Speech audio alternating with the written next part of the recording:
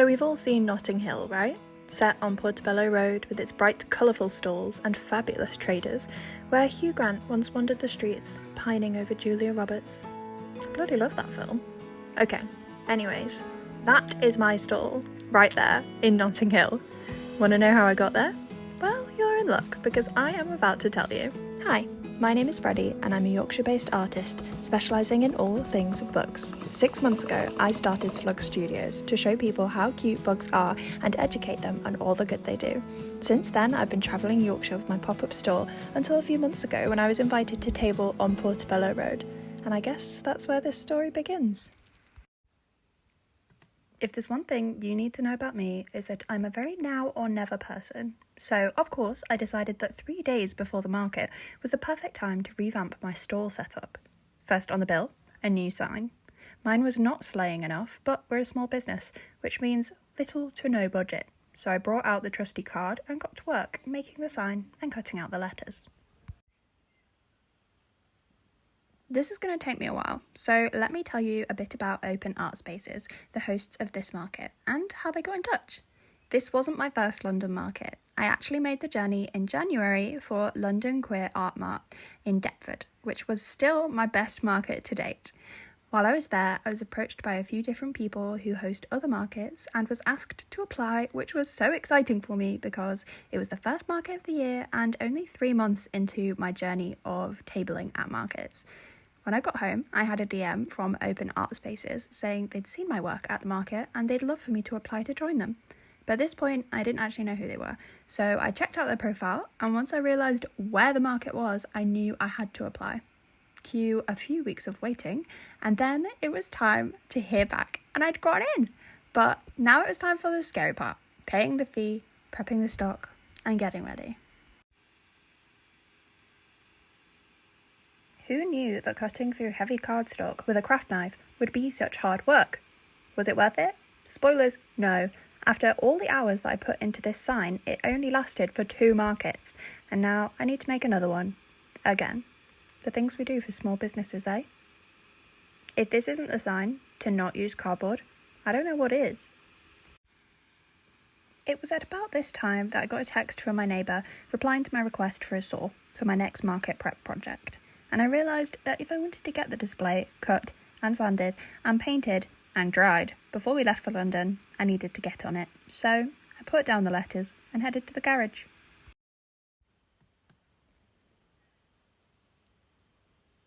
Now, clearly I've only just moved in, because if my neighbours knew me better, there is no way they'd have trusted me with their power tools. But here we are, and with the scary saw in hand, I found the perfect piece of wood in this tip of a garage and figured out the plan. Now the goal here is to create a really nice custom pegboard style display for my handmade pins and keyrings. My last stand was literally made out of an old IKEA pegboard and some foam board that I just hot glue Frankensteined together and spray painted. It didn't look too bad, but it was not sturdy at all, and the back was the ugliest thing on the planet. And you'd be surprised how often people see the back at markets. So, the first step to making the display of my dreams was to remove all the nails and screws from this decrepit piece of wood and then plot out the design with whatever instrument I could reach, in this case, a rusty nail. After all that prep, it was finally time to get cutting. I'm wearing headphones because I have a bit of a complex that if I make any noise whatsoever, my neighbours are going to hate me, even though it's literally their saw and I'm in my garage. But if I have my headphones on, then I can't hear it and my anxiety is lessened. And I don't make the rules, okay? I just follow them. As you can see, I don't have a workbench, but I do have an old set of IKEA drawers that I was going to paint anyway, so I just kind of used them to balance the wood on. Is it the safest way of doing things? Definitely not, but you've got to work with what you have. I'd also like to point out here that you should wear a mask if you're doing anything that's going to make sawdust, especially if you have asthma, like me, because this was very silly of me and I did end up needing my inhaler and feeling very sore. So do as I say, not as I do. Then it was time to fill all of the holes where the nails and screws were to make sure that the board has a nice smooth surface. And this is going to take ages to dry, so while I'm waiting, I decided to figure out how I was going to make the board stand up by itself. The first step was to find a piece of wood, and I had this one lying around in the garage from when I'd built a shelf in my old flat to go behind my bed. So I used this, chopped it up, made sure it had the right kind of angle situation, and then sanded it and primed it, ready to paint it to match the board. Then I headed inside while I waited for everything to dry and got started with colouring in the letters that I'd cut out earlier. I'm using this picture of my logo for reference because I've got to be honest, I did design it, but I forgot what colour all the letters are. I've actually changed it since then, but I wanted it to match and I wanted it to be cute. It's so hard to make sure that the colours aren't like next door to each other. Do you know what I mean? So it took me a while. Not that it mattered for this case because they were all in a string rather than on top of each other. I'm using acrylic paint markers. These ones were like cheap ones from Home Bargains, but I've got to be honest, I don't recommend them.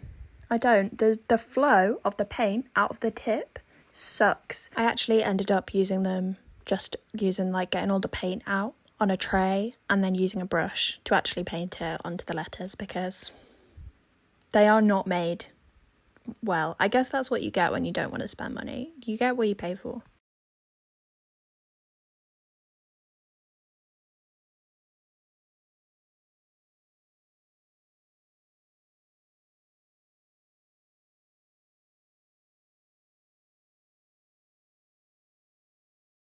I'm back in the garage and it is freezing and so windy, but I think it's dry, which means it's ready to sand and paint.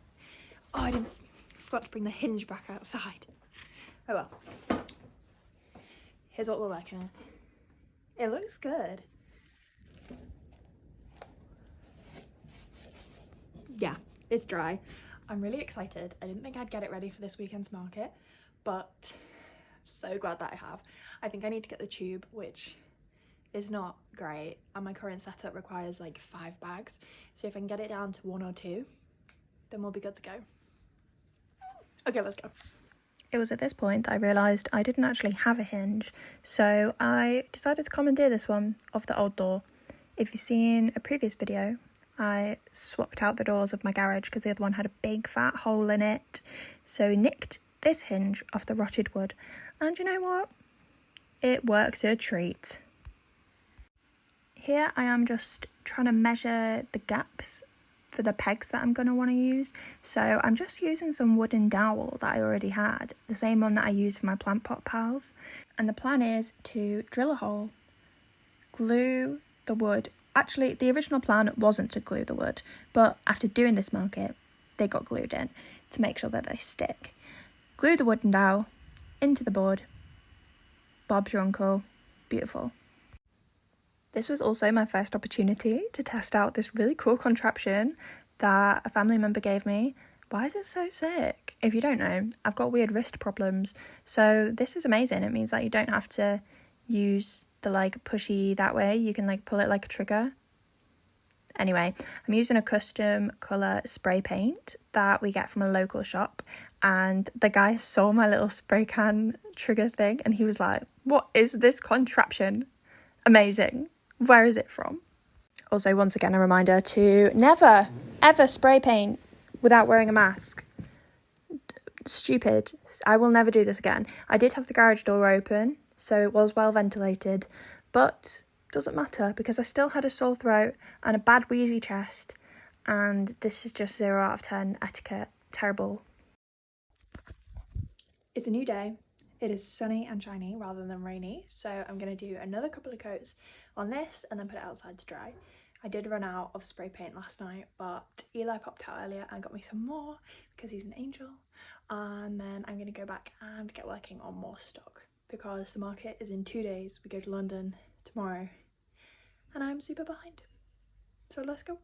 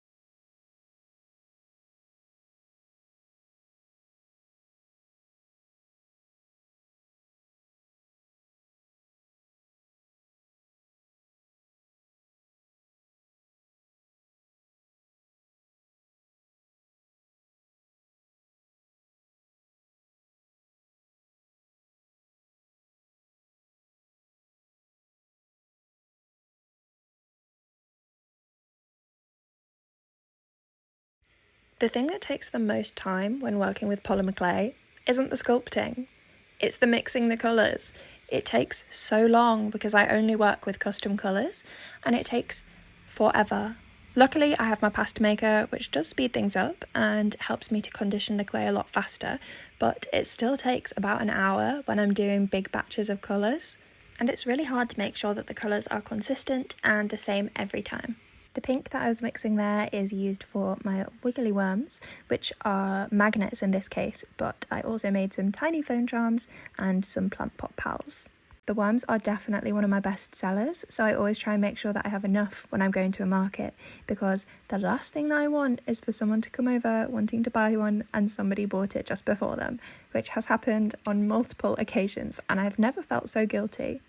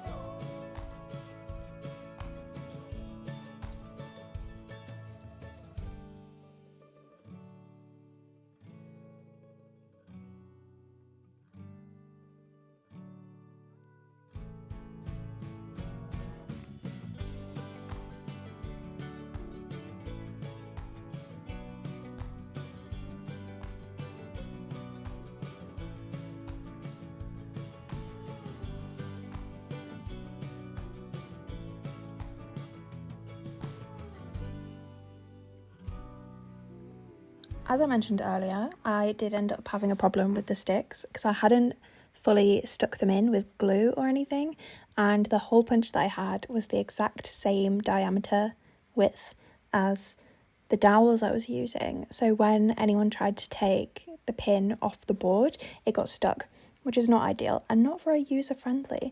So luckily, I made a very kind friend on the stall next to me, Little Potato Studios, Phoebe, what an absolute legend, who lent me some double-sided sticky tape so that I could wrap them, shove them in, and have a bit more success. It was great. This entire market was kind of carnage. As you can see, it was so windy, and it seemed like our two stalls, Phoebe's in particular, was hit the most by the wind. We had to literally tie everything down because otherwise it was about to fly off. She lost all of her cards at one point. It was a real drama. But such is the life of doing outside markets. My new pegboard looked so good in the sunshine. I was really happy. I had all my pins, my magnets, my tiny charms and my plant pot pals, and I was debuting a new zine card stand that I just got. I was really happy with the setup. It was kind of in this little courtyard just off Portobello Road, and it was opposite this cafe that did the best vegan stuff. They had this amazing smoothie protein shake thing. 10 out of 10. Hands down, my favourite part of doing markets, especially outside markets, are all of the dogs. It is the best. I had the best time giving them all smooches and snuggles. I love dogs. I love animals. It makes me so happy. And they had this little honky-tonk jazz band come and play for the last hour or so, and that was also so adorable.